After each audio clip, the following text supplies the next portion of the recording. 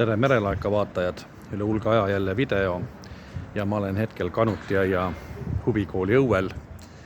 Täna on 18. märts ja täna peaks siis varsti käivituma ohusireenid. See tähendab seda, et jälle testitakse siis seda sireenide korrasolekut. Muidu ohtu ei ole, aga siin need viimased sekundid, mis siin veel on, oleme siis selle sireeni ootel. Kell on praegu 14.59. Natukene on veel aega ja üritame siis tabada selle sireenide algusaja.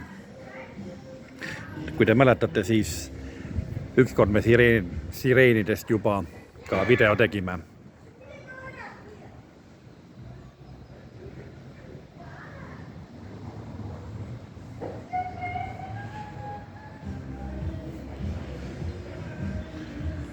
Viimased sekundid, kas käivitub sireen õigeaegselt, ei tea, kohe näeme.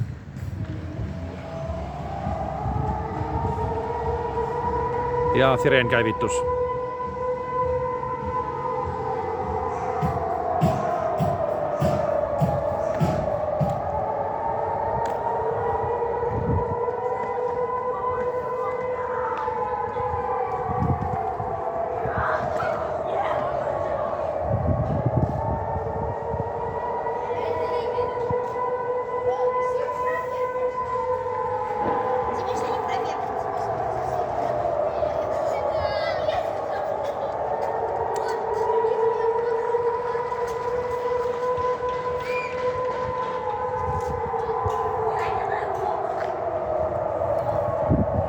Ja taas kord sireenid Tallinna kohal.